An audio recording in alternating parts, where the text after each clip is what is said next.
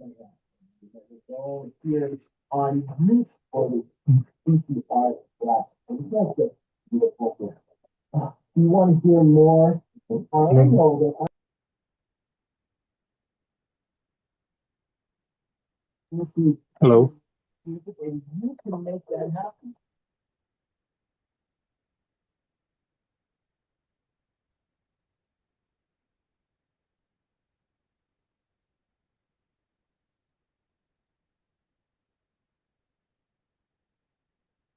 The ship is like autopilot for the generosity. You don't even have to think about it, my friend. You just set a monthly gift and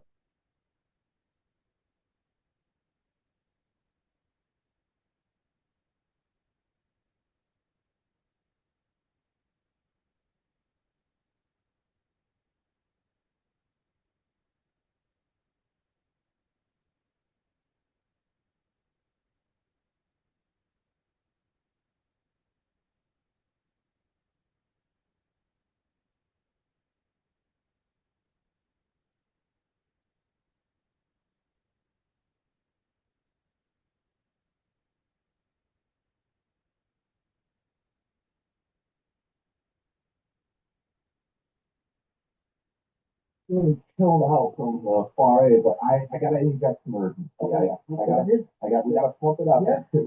Today. Today's correct. Okay.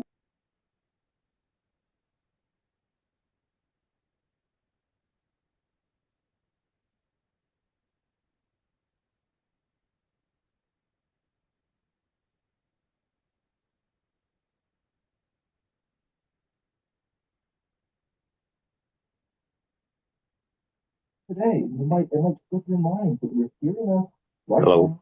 So Hello. to make your donation, make your contribution and support.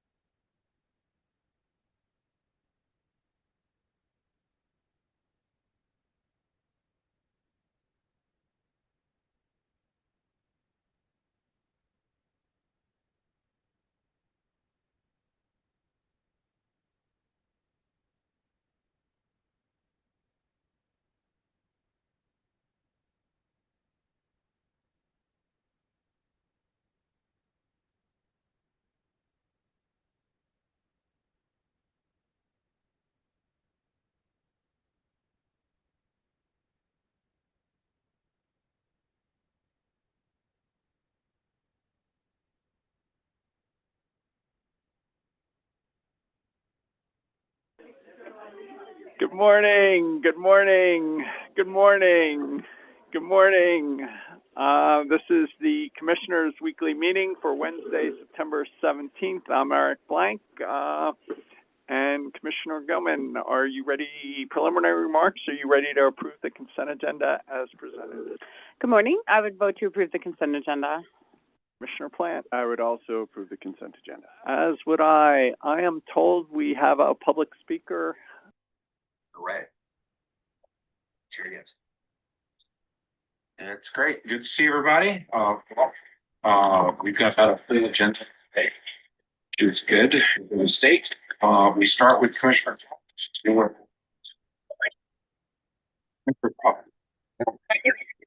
I just wanted to thank you to everyone that attended the Rule 511 hearing for the state of my law. Help. Only thing that. Wait, are you hearing me? Can you mute yourself, please? Oh, I apologize.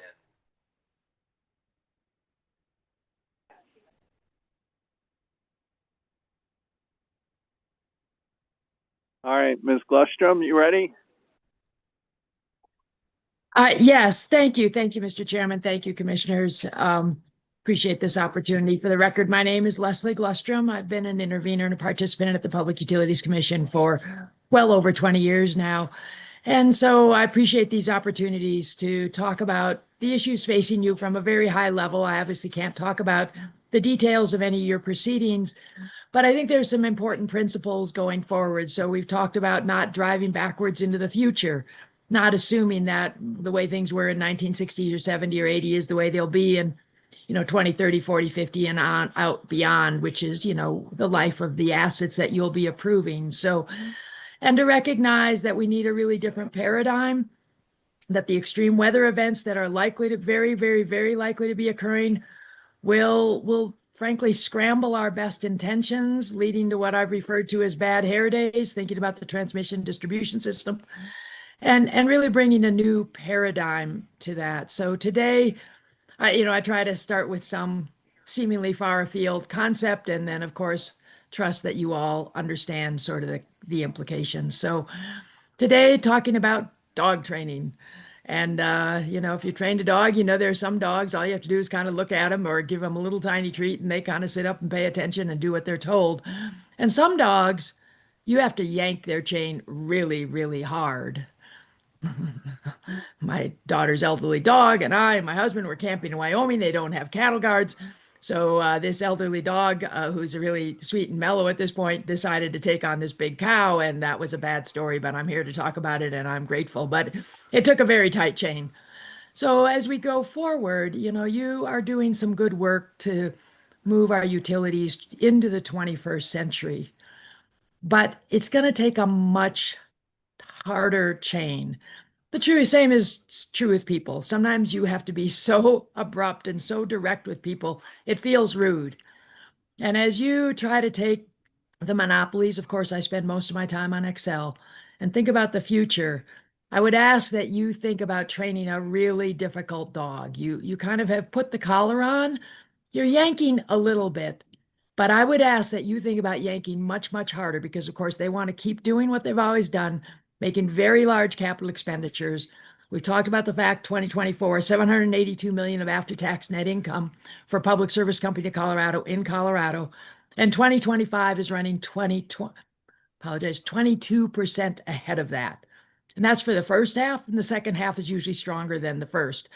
So I'm asking you to use a very, very strong, approach, just as though you had a dog that just refused to learn. So bless the people who work for Excel. They are good people, but their structure wants them to keep doing what they've always been doing. So thank you for the progress you're making, and please hold a much, much, much, much tighter leash, because I think you have some sense of what these billions of dollars are going to mean for all of our bills. So thank you again for this opportunity. I wish you all luck, and I appreciate each of you very much. So thank you. Thank you. Proceeding number 25AL-345TR, Mr. Gramlich. Yes, if you can hear me, I'm Gary Ramlick of the transportation staff. We can hear you. Okay, thanks. This is an item that's filed by Estes Park Charters, doing business as Estes Park Shuttle. It was filed on August 21st to be effective on September 21st, an advice letter and a tariff. Estes Park Shuttle may provide scheduled service to DIA from Estes, but also charter, shuttle, and sightseeing service. Estes is hoping to increase the fares for certain of these services. As for the schedules, example, Estes Park to DIA increases $10.75 to $85. In one case, from Lyons to DIA, it decreases by $10.75 to $65. The total number of passengers it transported in 2024 were over 11,000. It provides 6 round trips from May through September, 4 round trips October through April. And so it provides quite a few trips between Estes Park and DIA throughout the year.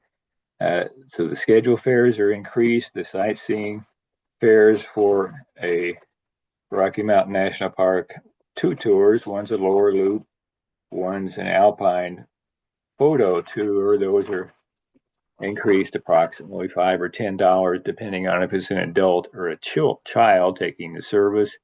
Charter service is also increased. It has 2 sections of charter service, whether they originate within 12 miles of an intersection in Estes Park or originate outside of this 12-mile radius. And of course, it's by passenger size.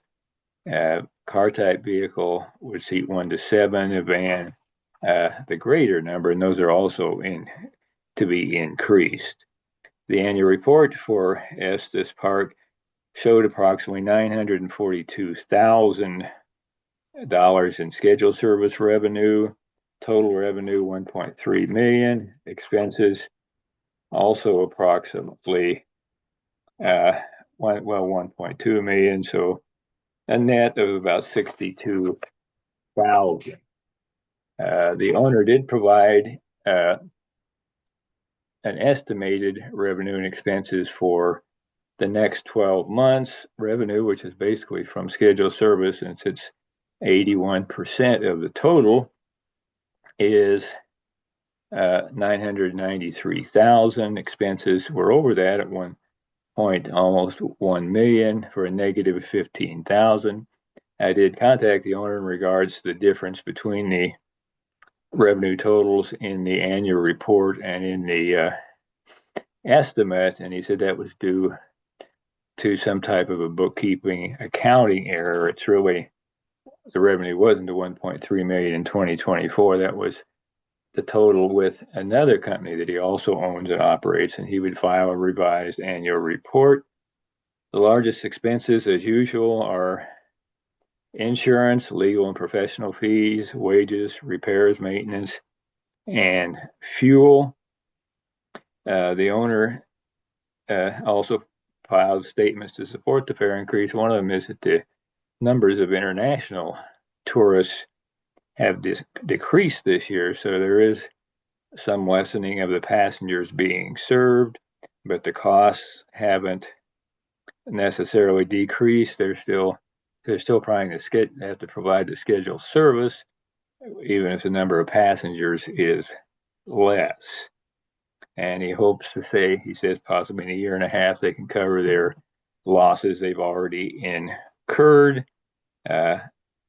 There are several carriers that provide the charter and sightseeing service in Estes Park, but the Estes Park Shuttle is the only carrier that provides the scheduled service between Estes Park and DIA. And that's a distance of about 80 miles one way. So it's somewhat expensive service to provide, and I do have a recommendation.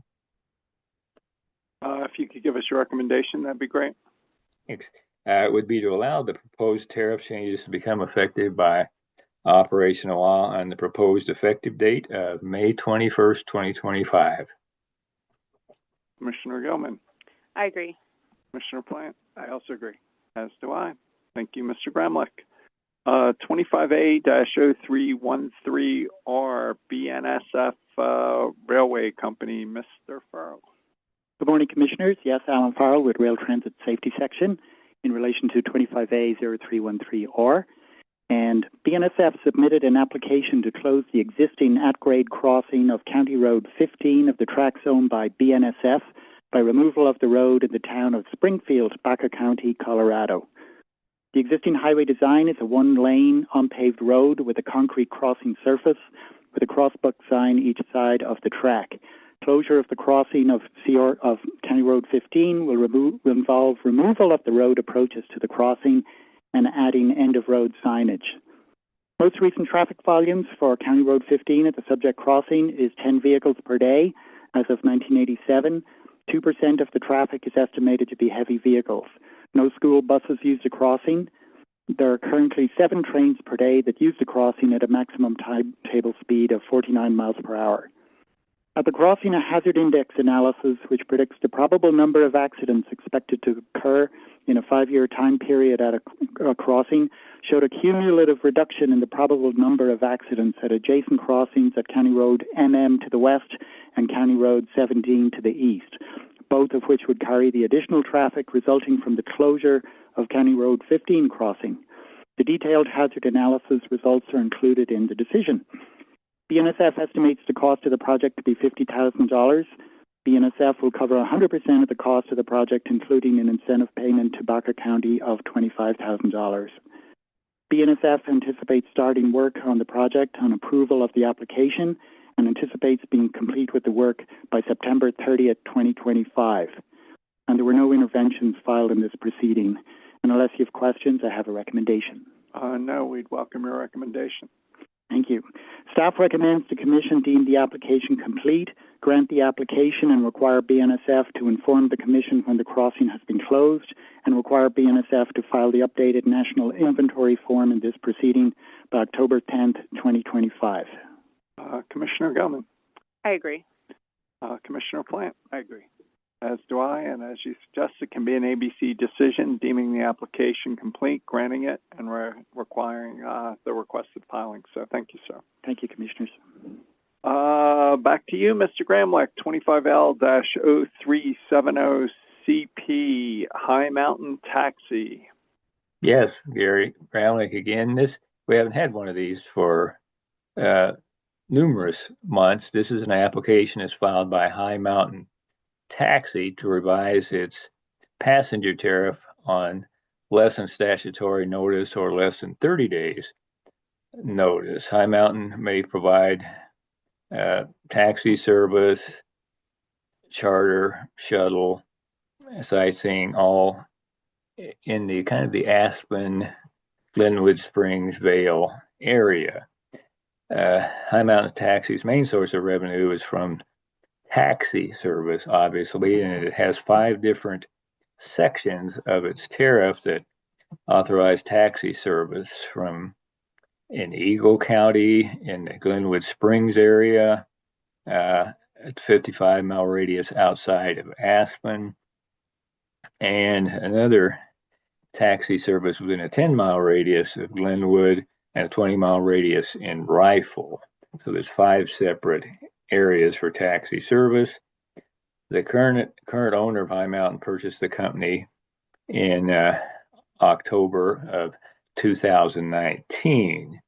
In December of 2022, Valley Taxi, which provided service in the Glenwood Springs Rifle area, filed an application to transfer its certificate 557232 to High Mountain.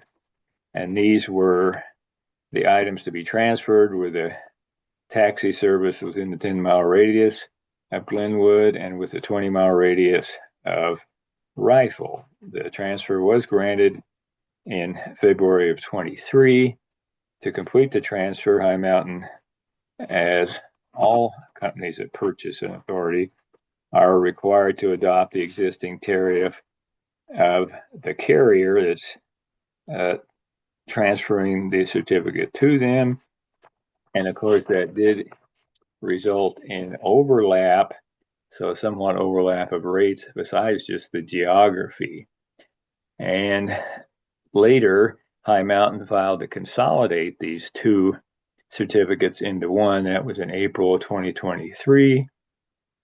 And to consolidate 14114 and 55723 into the 14114, and that was completed. That was granted on June of 2023. But of course, that resulted in the certificate being changed to add the other areas. And just before then, in May of 2023, High Mountain filed a revised tariff page to increase its taxi service fares and canceled the existing fares. So this also increased the fares for the services in Glenwood Springs and Rifle. And the point of this application is High Mountain is requesting to reduce the fares just for two areas, the Glenwood Springs and Rifle areas, which are items 4 and 5 of its certificate. In support of this, it says the owner states that good cause exists to allow the tariff change to become effective on less than statutory notice. The reduction of rates by 25% will definitely benefit the public with lower fares, promote increased taxi ridership, and further public interest. Since raising these rates in the Glenwood Springs area, High Mountain Taxi has noticed a significant reduction in ridership. We look to reduce these fares to provide passengers in the area with additional transportation options and more affordable rates. They also say that there's three areas of service: the Glenwood Springs Rifle, the Vale area, and the Aspen area. And he states that each site is administered independently to ensure operational efficiency and compliance.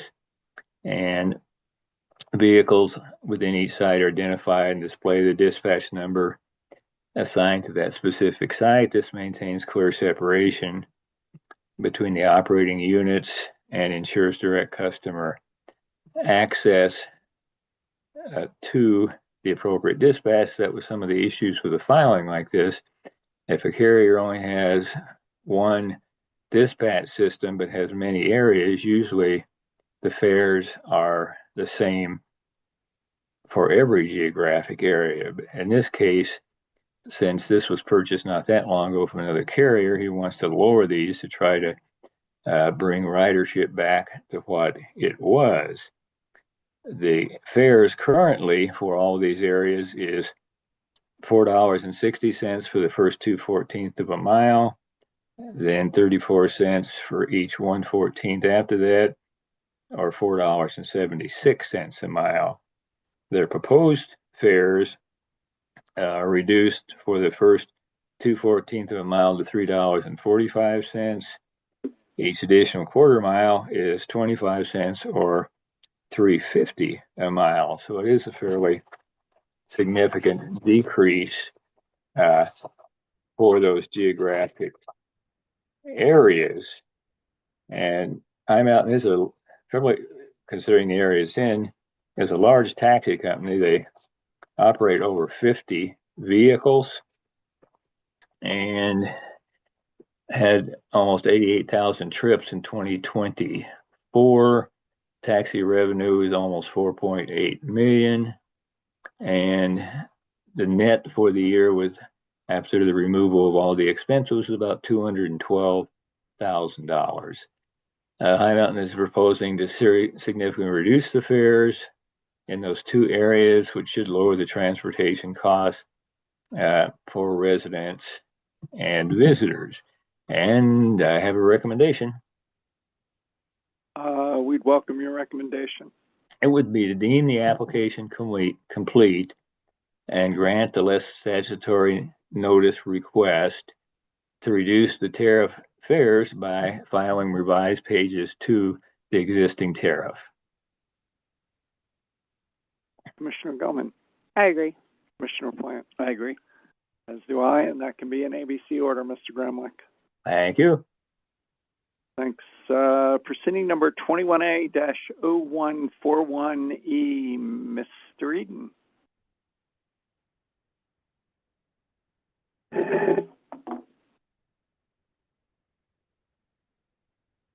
Good morning, Commissioners. I'm Michael Eden with your advisory team. So at last week's meeting, you discussed two separate applications for rehearing, re-argument, or reconsideration, or triple Rs, filed by Public Service Company of Colorado and the Colorado Independent Energy Association, or CIEA. Both of these triple Rs seek modifications to decision number C25-0587, in which the Commission initiated the Stage 2 price relief process. Shortly after last week's meeting, CIEA filed a corrected triple R that modifies its request for relief. This morning, I'll tee up your discussion on how to proceed with the corrected triple R. So, starting with its initial triple R, CIEA had two requests.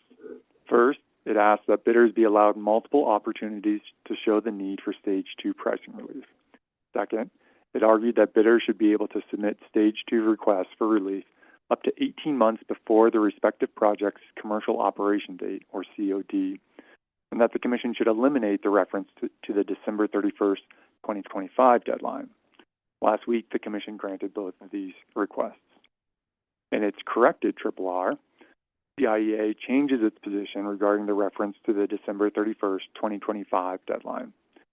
CIEA argues that the 2025 restriction should no longer be relevant except where December 31st, 2025 is later than the 18 months prior to the COD deadline. So in other words, in the event that the 18-month deadline has already passed for a particular project, that project should still be allowed to seek Stage 2 price relief so long as it does so prior to December 31st, 2025. In sum, CIEA argues that bidders should be allowed to submit price relief requests no later than 18 months prior to the project's COD or by December 31st, 2025, whichever is later. This revised position, put forth in its corrected triple R, is consistent with the company's requested relief in its triple R. So I'll pause here for any questions, or I can offer a recommendation. No, we'd welcome a recommendation.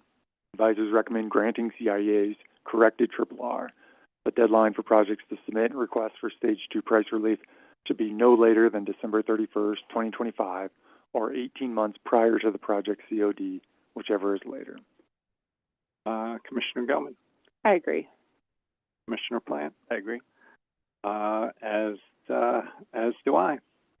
And is an ABC order okay with that? Yeah, an ABC order would be great. Okay. Thank you, Mr. Eden. Proceeding number 22A-0230E, Black Hills, Colorado. Mr. Eden. Right. Same advisor, different ERP. It's getting confusing. On August 29th, 2025, Black Hills filed a motion asking for guidance on whether to move forward with two solar resources that were included in the company's Clean Energy Plan, or CEP. The first solar project is a 100 megawatt solar facility that Black Hills will purchase from a developer and own and operate pursuant to a build transfer agreement, or BTA. The second solar project is a 200 megawatt solar facility tied to a power purchase agreement, or PPA. Black Hills is seeking guidance because of recently increased pricing due to changes in federal law, tariffs, and the passage of time since the bids were initially submitted.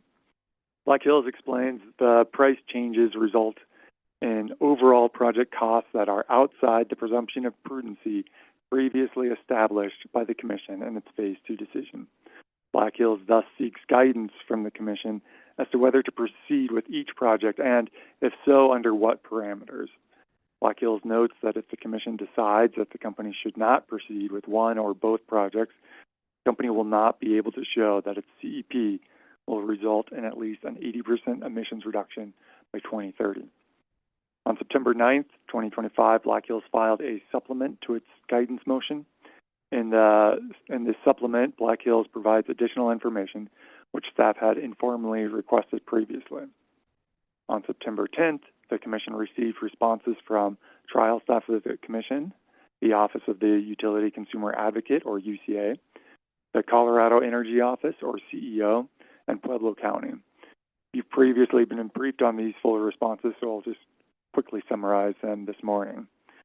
Pueblo County opposes moving forward with either solar project under the increased prices, arguing that the increased prices will be passed on to ratepayers who already bear unreasonably high rates. Pueblo County acknowledges that not moving forward with the solar projects would likely prevent the company from reaching the 80% by 2030 emissions reduction threshold, but offers that it would support a Black Hills request to the appropriate agency that the company should still be provided with a safe harbor. If the Commission nevertheless directs Black Hills to pursue either one of the solar projects, Pueblo County questions whether the performance incentive mechanisms, or PIMs, are still appropriate. In staff's response, it argues that the Commission will need to evaluate whether Black Hills CEP continues to comport with the public interest in light of the rising costs.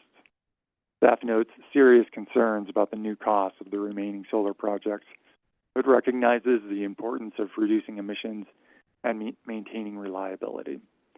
Ultimately, staff prefers moving forward with only the smaller 100 megawatt BTA solar project.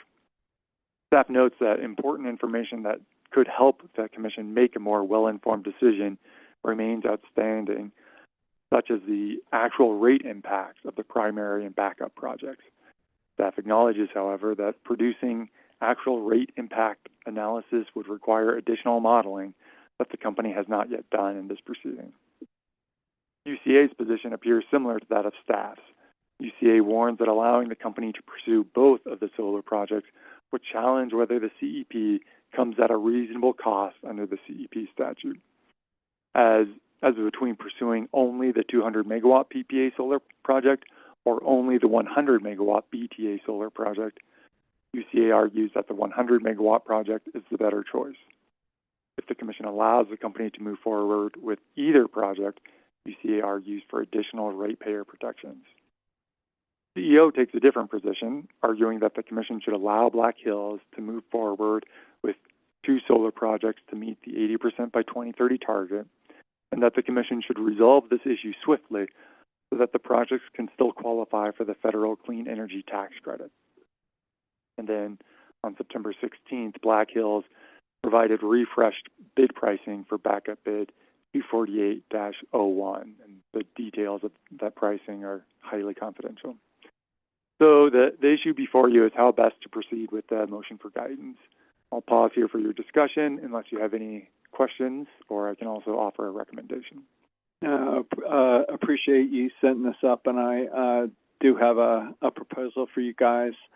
As background for deliberating on the Black Hills guidance request and consistent with the staff response identifying gaps in the analysis, I'd like to make a modeling request.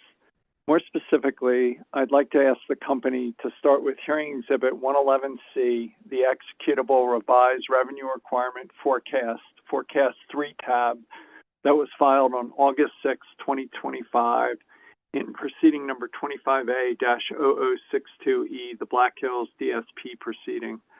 To get a more appropriate baseline, I'd request that the company incorporate the actual historical plant rate-based depreciation costs, class cost allocation, rate sales, and other data for 2023 and 2024 in the Forecast 3 tab.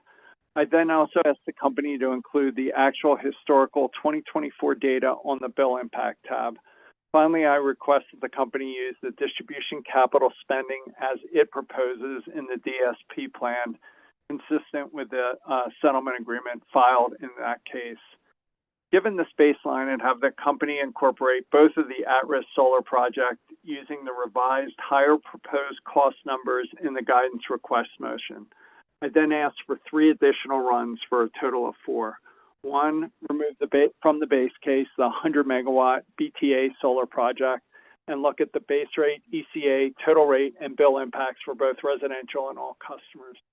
2, remove both the 100 megawatt BTA and the 200 megawatt PPA solar projects, and again look at the base rate, adjusted ECA, and total rate and bill impact by residential and all customers. And 3, add back in just the 100 megawatt solar BTA and again, adjust the ECA and purchase power costs to see the rate and bill impacts by residential and all customers. The modeling should otherwise use identical inputs that were used in the DSP modeling, including forecasted gas price and the ECA impact. If Black Hills feels it is necessary to change any other assumptions, it can present additional modeling with the change assumptions, but it should include in its filings the reasons why the changed assumptions are necessary. Since the base modeling run has already been completed and filed with the Commission in another proceeding, I'm hoping that it will not take long for the company to comply with this request.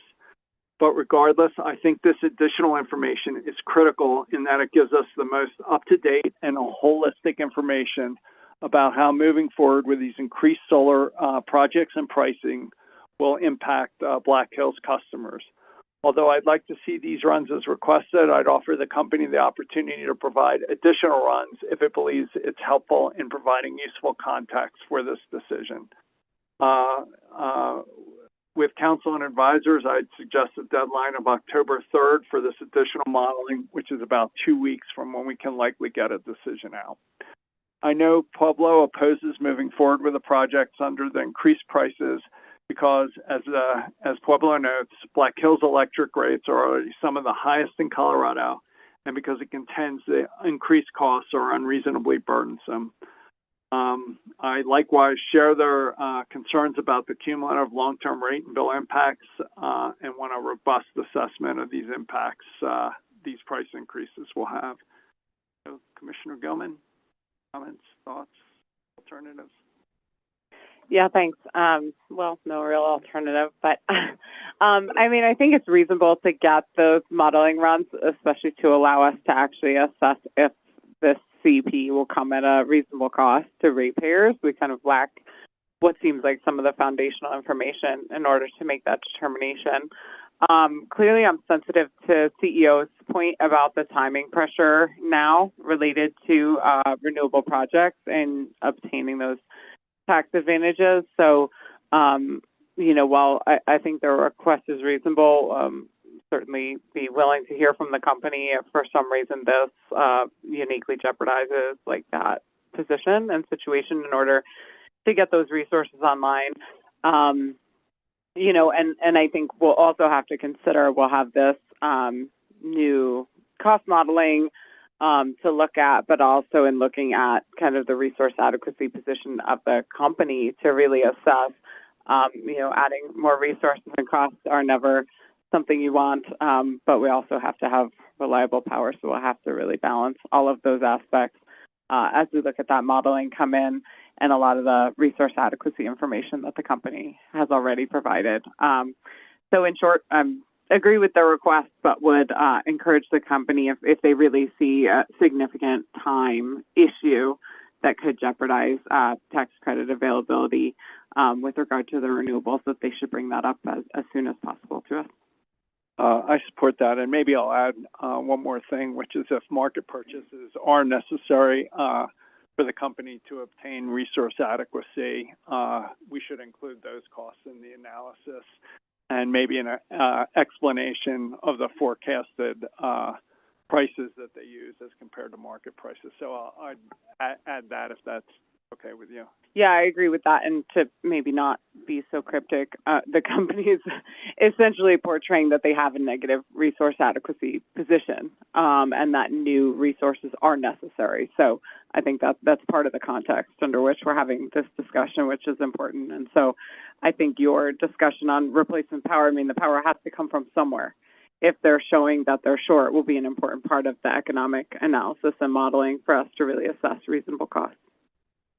Commissioner Plant, thoughts? Yeah, thanks. Well, first of all, I'd support your motion, Mr. Chairman, and the amendment. I had a similar question. I think we're comparing, well, a couple of things. We're comparing the cost of the solar to the original bid, and you know, the increased costs due to federal policies.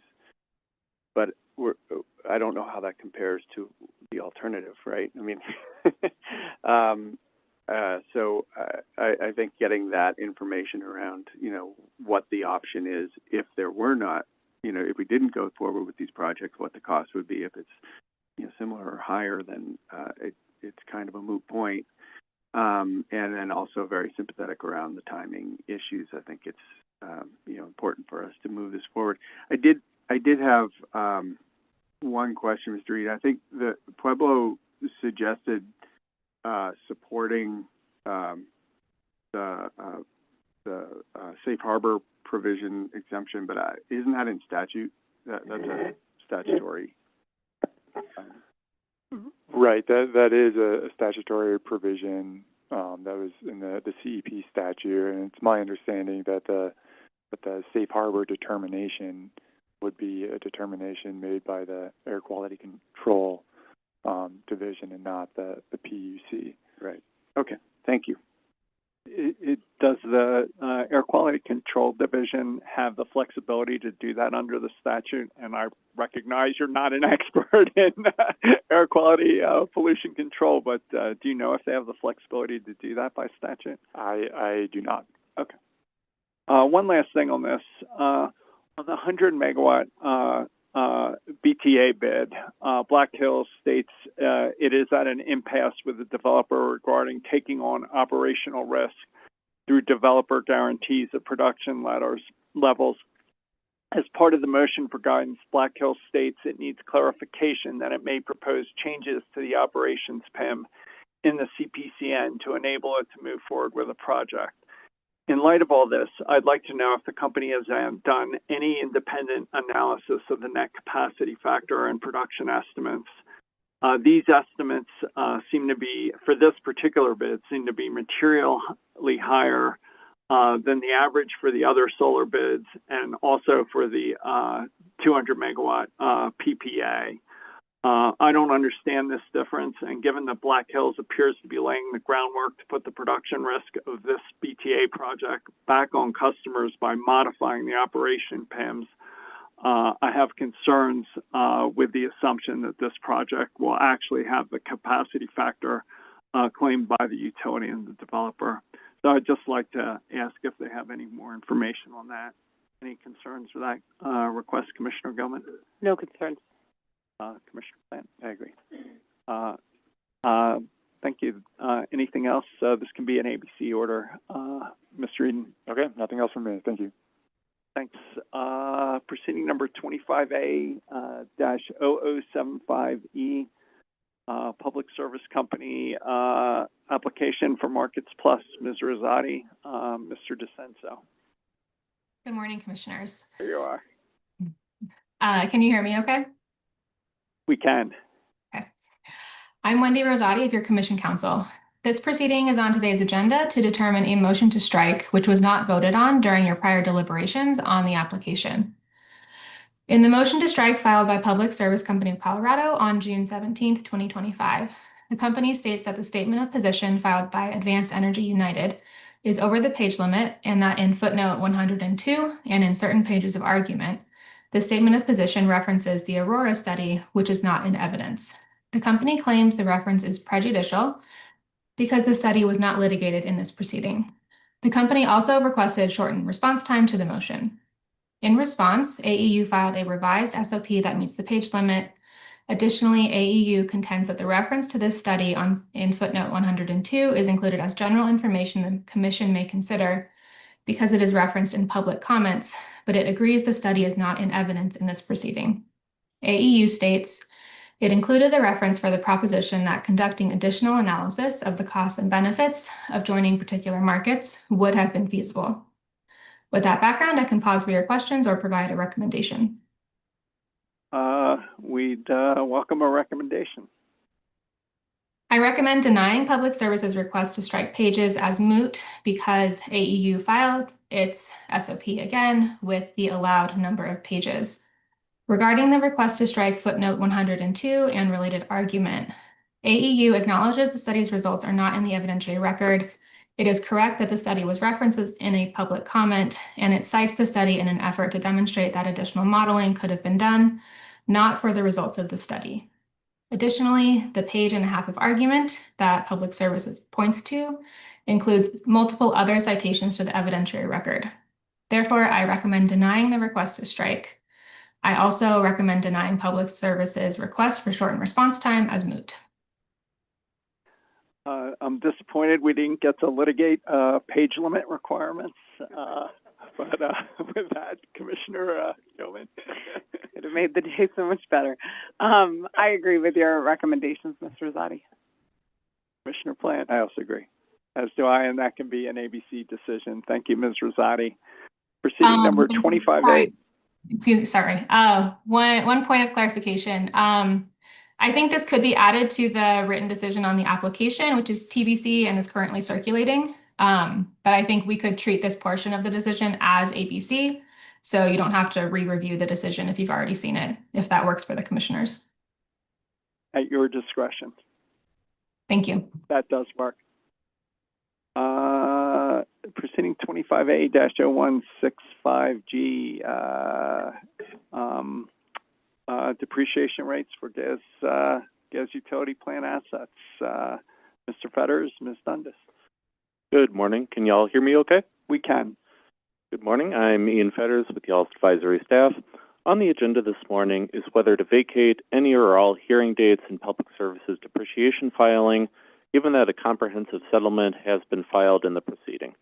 I will start with some procedural background, followed by a very brief summary of the settlement, then move on to the decision on whether to vacate hearing dates. On April 11, 2025, Public Service filed its application to revise depreciation rates for its gas utility assets. In the filing, Public Service asked the Commission for approval of the proposed revised depreciation rates, approval of the company's proposed treatment of gas asset decommissioning funds associated with accelerated depreciation, as well as a deferral of expenses associated with this proceeding for review and potential recovery in a future rate case.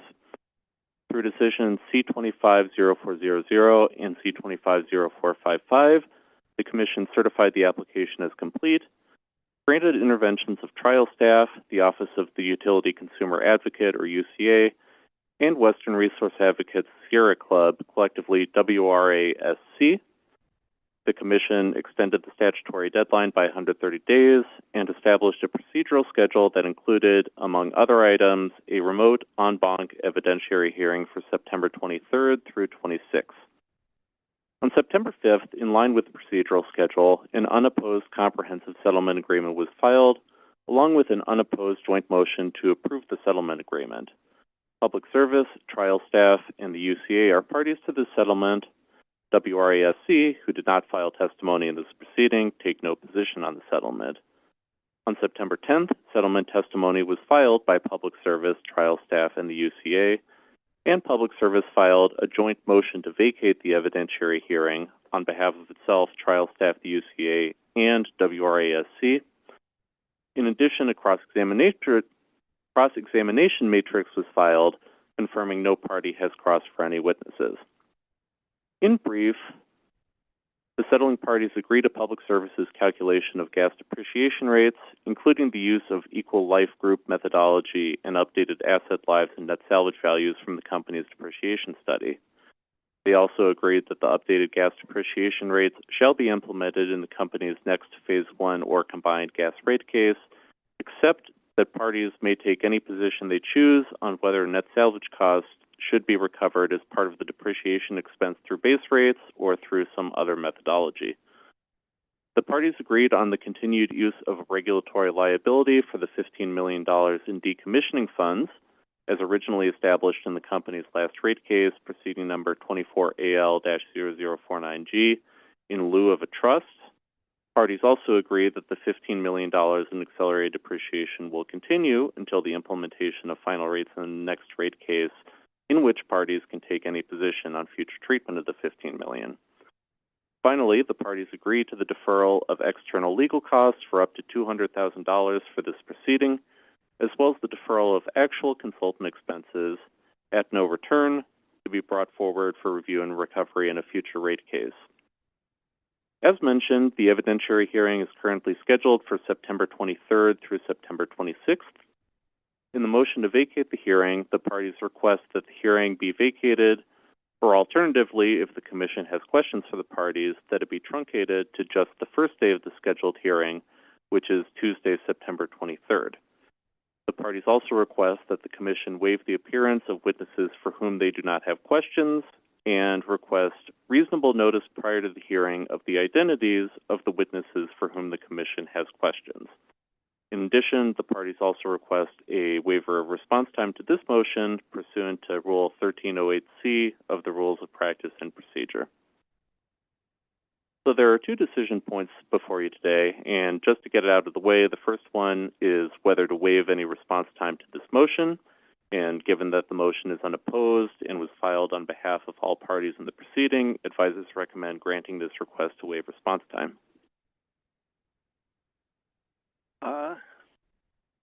Coleman. Yes, I agree. Commissioner Plant, I agree so. as do I.